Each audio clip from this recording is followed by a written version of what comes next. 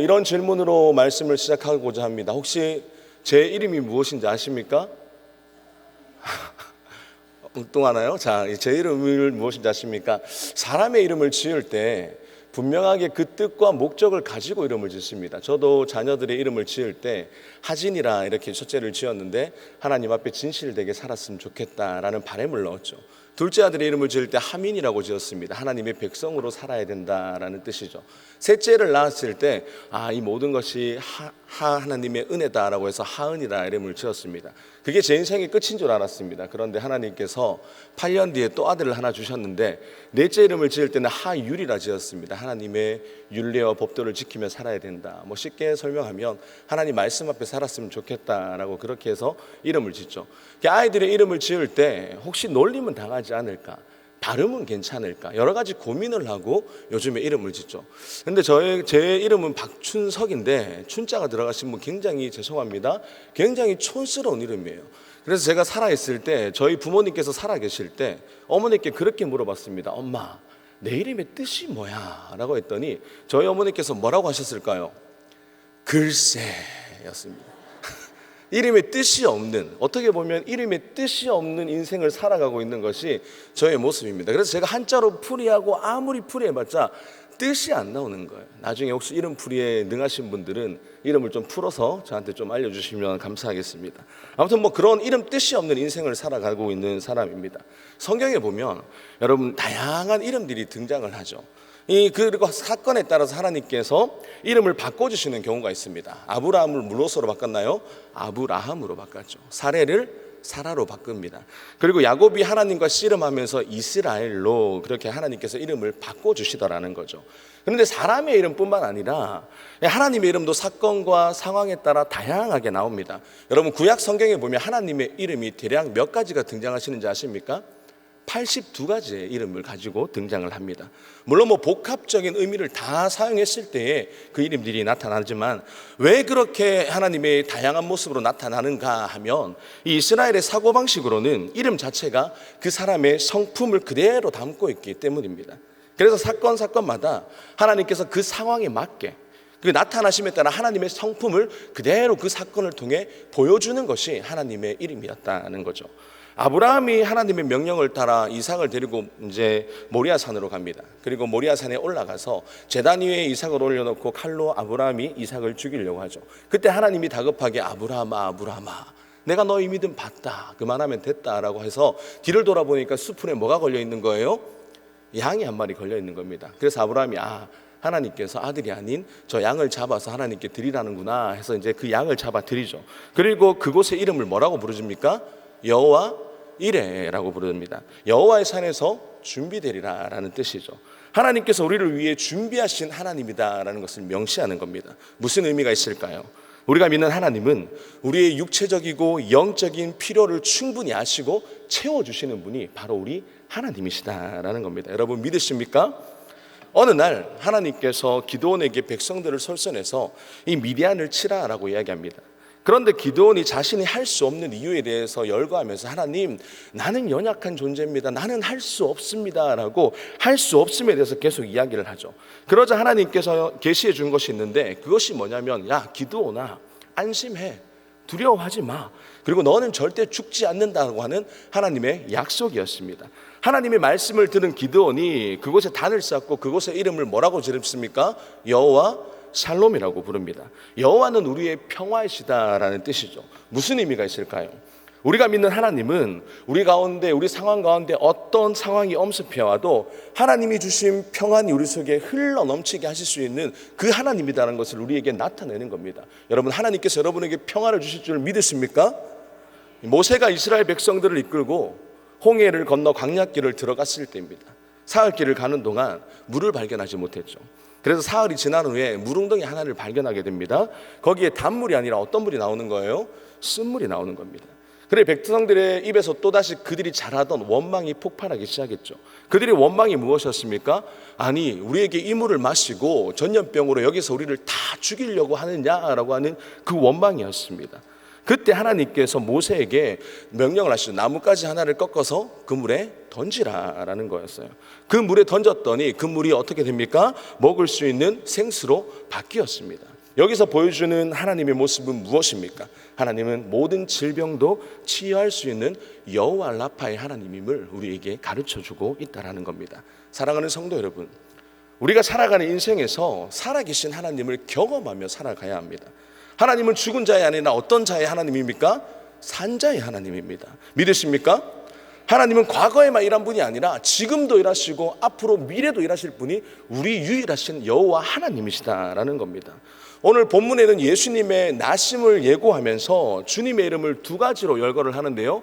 첫째 이름은 예수라는 이름이고 둘째 이름은 임마누엘이라는 이름입니다. 여러분, 예수의 이름의 뜻이 무엇일까요? 예수 이름의 뜻.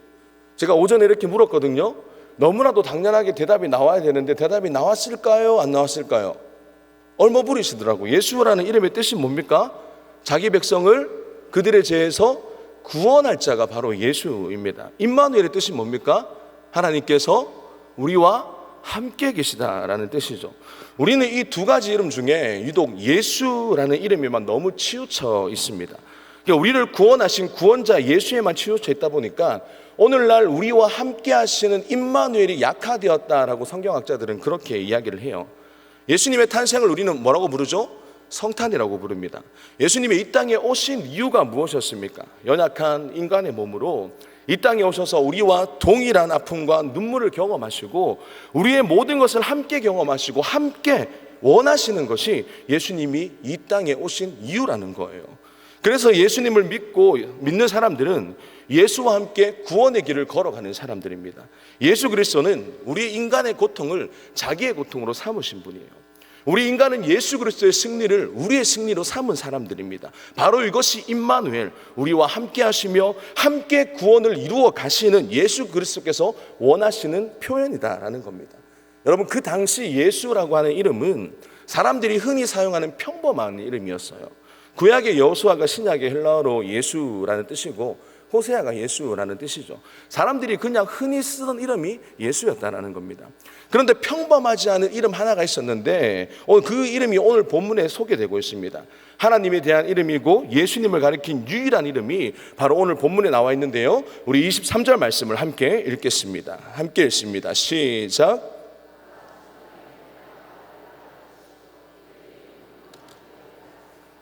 아멘. 이 이름은 누구에게도 쓰일 수 없는 그런 이름이었어요. 임마누엘 뜻이 무엇이라고 했죠? 하나님께서 우리와 항상 함께 계시다. 이 말은 이사야 7장 14절의 내용을 마태가 그대로 인용한 말입니다.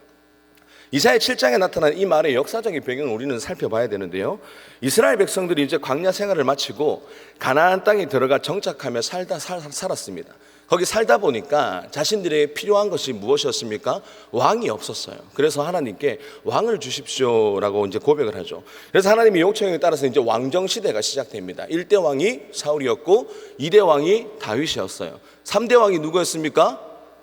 잘 따라오고 계시죠? 3대 왕이 솔로몬이었습니다. 4대 왕이 르호보암이었습니다. 그 르호보암 때 이스라엘 나라가 둘로 갈라지게 돼요. 그런데 북쪽과 남쪽으로 갈라집니다. 대부분의 큰 지파들이 이스라엘 나라 가운데 속해 있었기 때문에 그 이름을 그대로 따서 북이스라엘이라고 그렇게 부릅니다. 그리고 남쪽의 작은 유다 지파를 중심으로 나라가 형성되었는데 이 작은 나라가 어딘가 남유다 왕국이라고 그렇게 부르죠.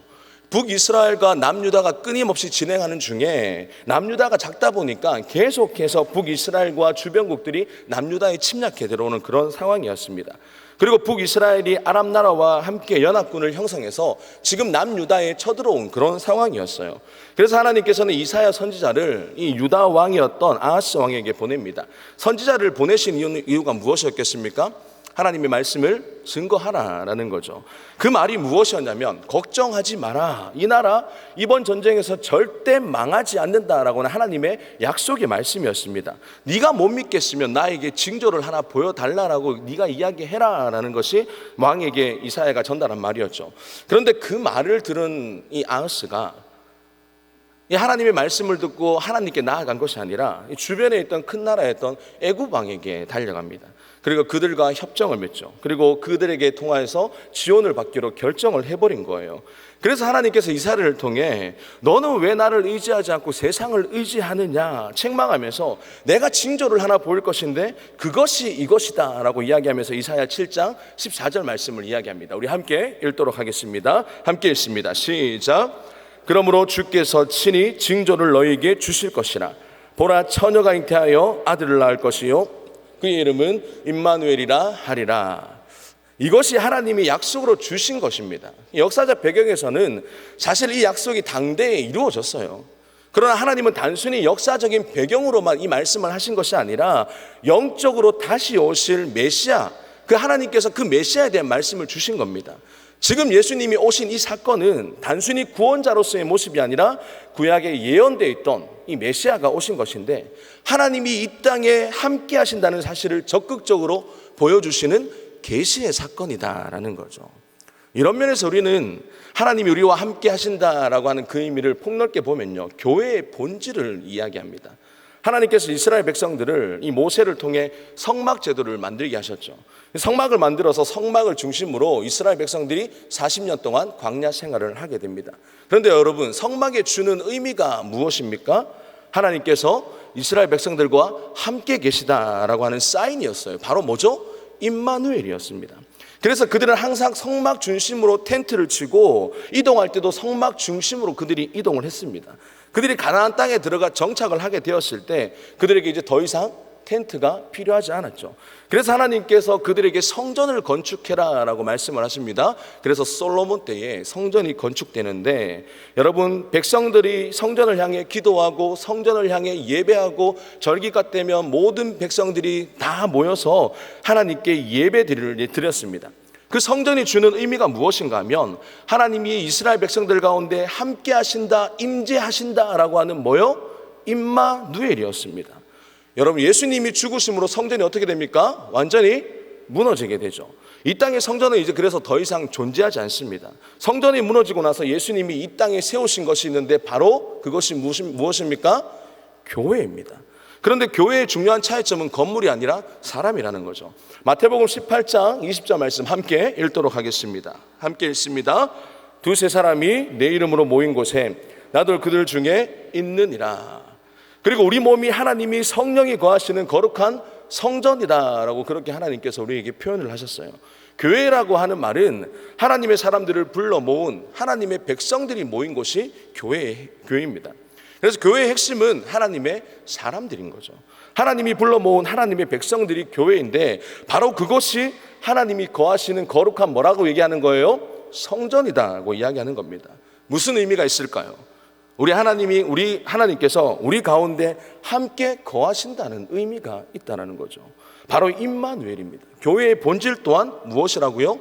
임마누엘입니다. 하나님이 우리와 함께 하신다는 거죠. 임마누엘은 교회를 본질을 넘어서 더 나아가서 신앙의 본질이자 우리의 핵심이 되어야 한다는 거죠.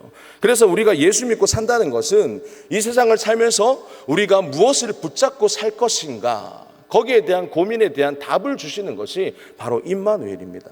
여러분, 임마누엘에는 두 가지 의미를 담고 있는데요. 첫째는 승리를 의미합니다. 우리 함께 따라 하실까요? 승리의 의미. 우리에게 진정한 승리를 주신다라고 하는 그 뜻이죠. 구약 성경을 보면 자주 접하는 것이 무슨 말씀입니까? 하나님께서 나와 함께 하신다라고 하는 말씀인데, 그런데 우리는 이런 질문을 한번 던질 수가 있어요.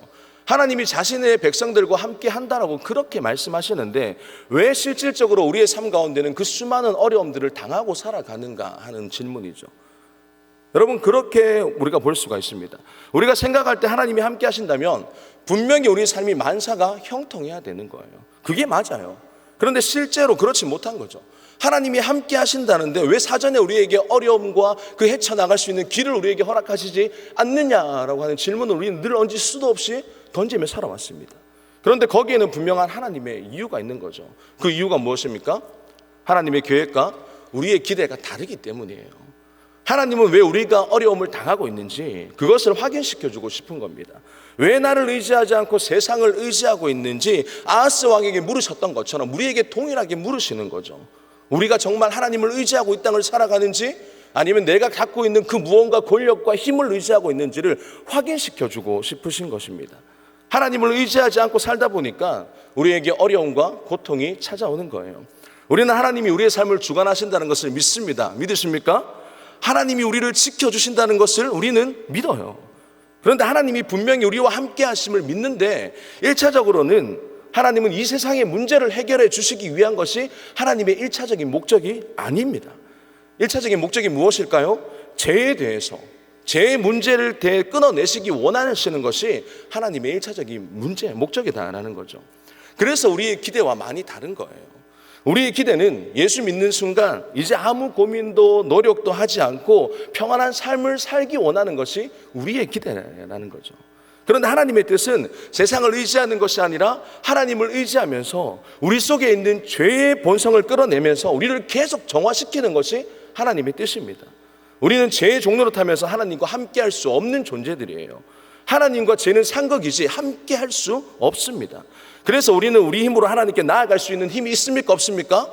없다라는 거예요. 우리 힘으로 죄를 끊어낼 수 없기 때문입니다. 우리의 죄악된 본성이 사라지지 않아요. 그래서 하나님이 예수 그리스도를 이 땅에 보내셔서 우리와 함께 하시면서 하나님이 직접 우리의 죄를 끊어내시는 겁니다.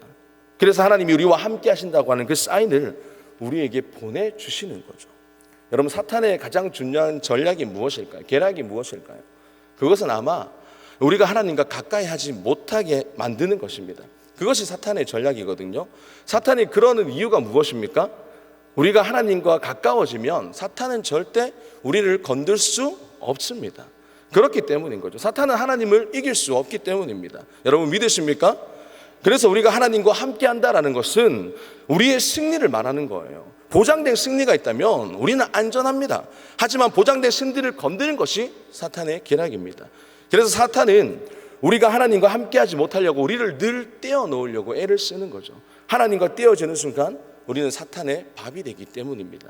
그 사건이 바로 에덴 동산에서부터 이 아담과 하와로부터 시작된 겁니다. 하나님과 같이 되리라라고 하는 그 유혹은 하나님으로부터 떨어지는 방법이었던 거죠. 그것에 혹해서 넘어가고 세상 것에 혹해서 넘어가고 그것이 결국 넘어가다 보면 하나님과 우리는 떨어질 수밖에 없는 존재가 된다는 겁니다. 그러므로 하나님이 우리와 함께 하신다고 하는 임마누엘은 죄에서의 해방뿐만 아니라 우리에게 승리를 가져다 주는 이름입니다. 우리가 살면서 승리하지 못하는 이유 중에 하나가 있다면 무엇일까요? 여러분, 그것은 두려움입니다. 우리는 어떤 면에서 오늘 하루도 두려움 속에 살았습니다. 사방을 둘러보면 우리를 두렵게 하는 존재들이 너무 많아요. 세상이 끊임없이 우리에게 두려움을 제시하죠.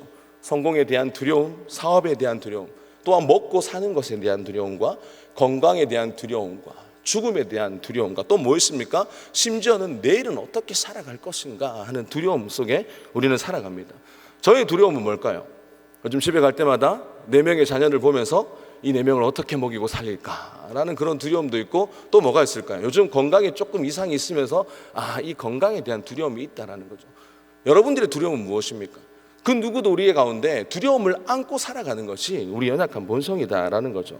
그런데 여러분, 이런 두려움에 사로잡히는 사람들에게 나타나는 반응이 있는데 그것이 무엇입니까? 하면 발걸음을 옮기지 못한다라는 거예요. 두려움이 내 속에 엄습해 오면 우리가 한 발자국도 전진할 수 없게 우리를 만듭니다. 그래서 우리를 주저앉게 만들고 포기하게 만들고 모든 삶을 끊게 만드는 거죠. 성경에 보면 바로 여호수아가 그랬습니다. 모세가 죽고 나서 이스라엘 백성들을 이끌고 이제 가나안 땅에 들어가야 될 그때입니다. 전진해야 되는데 자신이 생각하니까 도저히 감당이 안 되는 거예요. 그 두려움 때문에 그날 한 걸음도 전진하지 못하는 상황이 됩니다.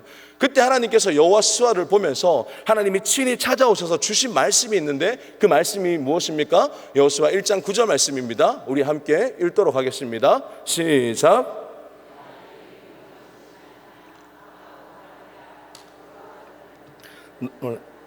내가 어디로 가든지 내 하나님 여호와가 너와 함께 하시니라 하시니라.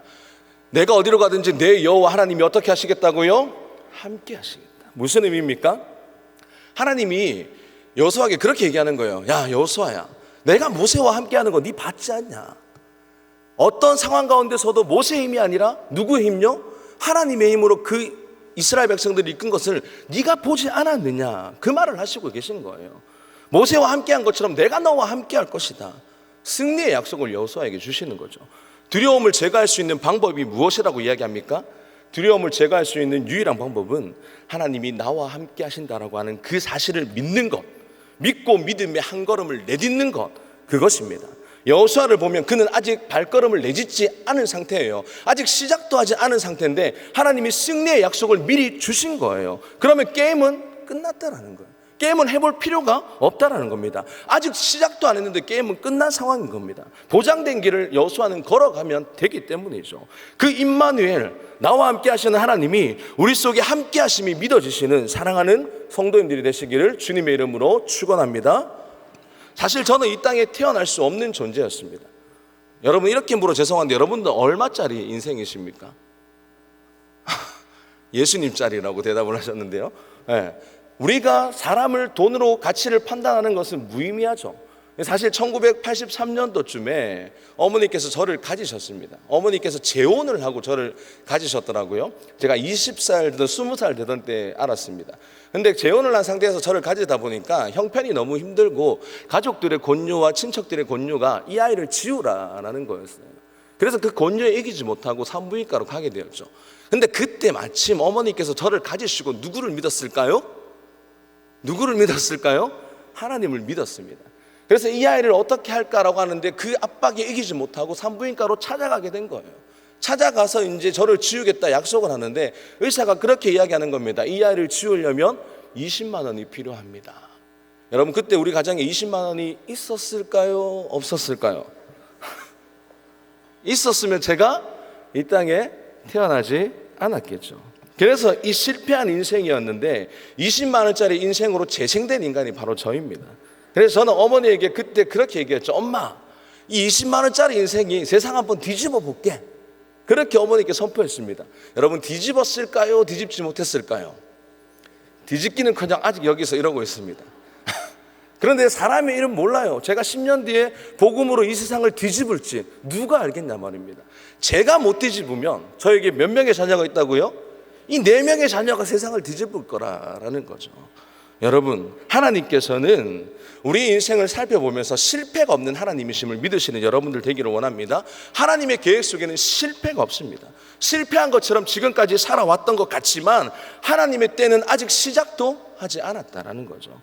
사랑하는 성도 여러분, 하나님이 함께 하신다는 것은 죽음에서 생명으로, 쓸모없는 인생을 쓸모 있는 인생으로 바꾸시는 분이 바로 우리와 함께 하시는 임마누엘 하나님입니다. 임마누엘 두 번째 의미가 무엇이냐면 우리의 인생의 가치를 바꾸어 놓습니다. 사랑하는 성도 여러분, 이렇게 묻겠습니다. 여러분, 행복하십니까? 행복하십니까?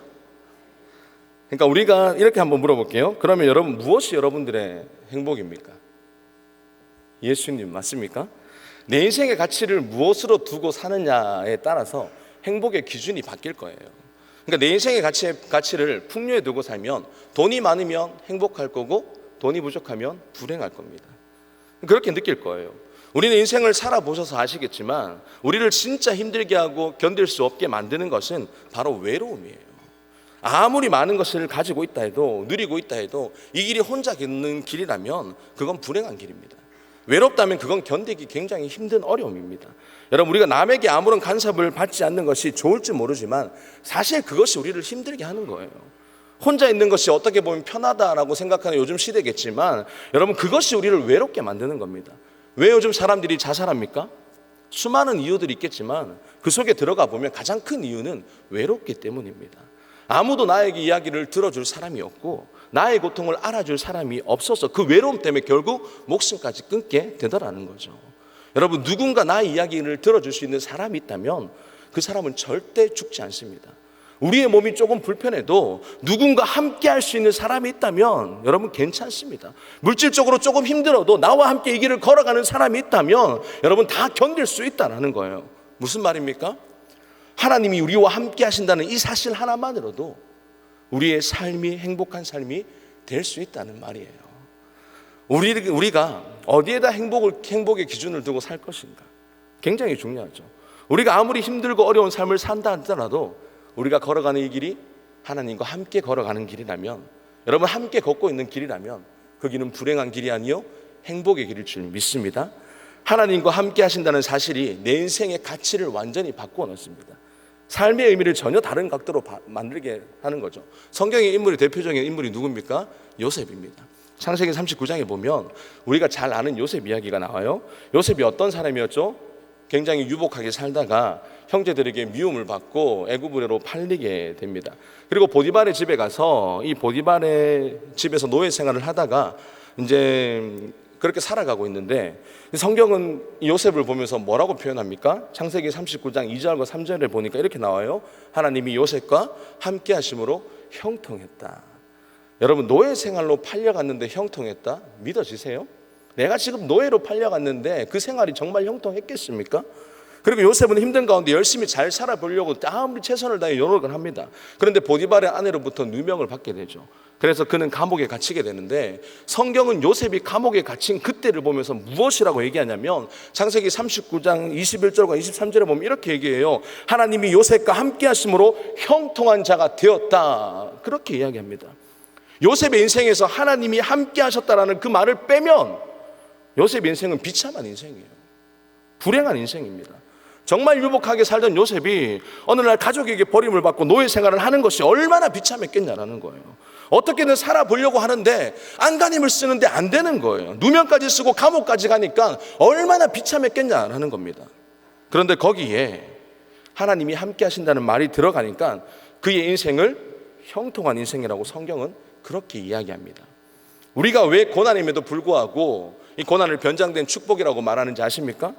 성경에서 말하는 참된 복은 하나님이 함께 하시기 때문에 그렇습니다. 그러니까 우리가 고난을 당하면 당할수록 그 고난으로 인해서 하나님을 찾게 되는 거죠. 여러분들은 언제 하나님을 간절히 찾으셨습니까? 제 경우 살아오면서 정말 가난할 때, 정말 나의 힘으로 아무것도 할 수 없을 때 그 찾음이 간절했다라는 거예요. 아이들을 키우면서 통장에 잔고가 몇백 원밖에 안 들어있을 때, 아이를 키우면서 집안에 쌀이 떨어졌을 때, 아무것도 먹을 거 없고 아무것도 정말 도움을 요청할 수 없을 때 그 찾음과 부르짖음은 그 어떤 때보다 그 간절함이 더했다라는 겁니다. 그런데 그때마다 그 간절함을 가지고 기도할 때마다 하나님의 도우심을 받게 되었고 하나님의 살아계심을 느끼고 경험하니까 내 믿음의 대로가 점점 성장하는 모습을 발견하게 됩니다. 하나님이 나와 함께 하신다는 것을 삶으로 경험하게 되는 것이죠. 사랑하는 성도 여러분, 그렇기 때문에 우리 앞에 놓인 고난도 하나님이 함께하는 사건이 되니까 그 고난이 정말 행복한 시간이었다고 우리는 고백할 수가 있습니다. 그래서 우리는 고난을 변장된 축복이다, 그렇게 부르는 거죠. 하나님이 함께 하시면 고난이 아니라 축복으로 바꿔주시는 성경의 원리이기 때문입니다. 임마누엘, 여러분, 이 이름은 단순한 이름이 아니라 우리의 인생을 새로운 눈으로 바라보는 관점이 되는 이름입니다. 우리가 살다 보면 사업에 실패할 때도 있습니다. 어려움을 당할 때도 있고 상상할 수 없는 그 환경에 놓일 때가 있어요. 거대한 폭풍의 바다가 우리를 사로막을 때가 있다는 거죠. 그때마다 나는 실패한 인생이고 불행한 인생이고 별 볼 일 없는 인생이다, 여러분, 이렇게 말할 수 있습니까? 그것은 세상의 관점이라는 겁니다. 우리는 임마누엘, 하나님이 나와 함께 하신다는 사실로 인생을 바라보아야 돼요. 우리가 지금 어떤 상황에 놓였든지 하나님이 함께 하신다는 사실로 우리 자신을 바라보아야 합니다. 그렇다면 지금 우리가 어떤 환경에 처해 있든지 상관없이 하나님이 함께 하신다면 그 인생은 정말 고귀하고 가치 있고 아름답고 행복한 인생입니다. 이게 오늘 설교의 핵심인 거예요. 여러분들의 지금까지의 삶을 한번 조용히 묵상하며 되돌아보십시오. 우리가 할 수 있는 고백이 무엇일까요? 지금 내가 먹고 사고 자는 것, 그때보다 훨씬 좋아진 형편들을 바라보면서 우리의 순간순간들을 무엇을 말할 수 있겠습니까? 저는 저의 삶을 통째로 이야기하다 보면 제가 유일하게 할 수 있는 말은 딱 하나예요. 하나님의 은혜였다. 하나님이 함께 하셨기 때문에, 하나님이 도우셨기 때문에, 그 말 말고는 할 수 있는 말이 없습니다. 앞으로 하나님께서 우리 가정 가운데, 여러분 삶 가운데 함께 할 것이고 하나님이 행하실 것이기 때문입니다. 임마누엘의 두 번째 의미가 무엇이라고 얘기했습니까? 우리의 가치를 바꾸어 놓는다는 거예요. 하나님께서 우리 인생에 대해서 함께 하시는 것만으로도 내 인생의 존재 가치가 하나님 앞에 얼마나 감격스러운지 우리는 그것밖에 발견할 힘이 없다라는 겁니다.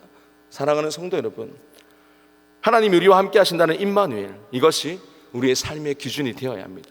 그것이 우리가 붙잡아야 될 가장 중요한 가치입니다. 말씀을 정리하겠습니다.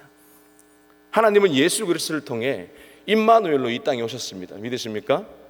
그리고 예수님이 승천하시면서 무엇이라고 말씀하셨죠? 마태복음 28장 20절 말씀 한 목소리로 읽겠습니다. 시작. 볼지어다 내가 세상 끝날까지 너희와 항상 함께 있으리라 하시니라. 이 땅에 예수님이 탄생하면서 임마누엘, 너희와 항상 함께 할 것이다. 그리고 승천하시면서 예수님께서 무엇이라 말씀합니까? 세상 끝날까지 내가 너희와 항상 함께 할 것이다. 지금도 성령을 통해 그 보혜사께서 우리와 뭐 하신다고요? 항상 함께 하신다. 이 함께 하심이 믿어질 수 있는 사랑하는 성도님들이 되기를 소망합니다. 그 임마누엘 되신 하나님은 우리 인생에 변함없이 동행하실 하나님이에요. 그것이 바로 저와 여러분들을 살게 하는 힘입니다. 버티게 만드는 힘이에요.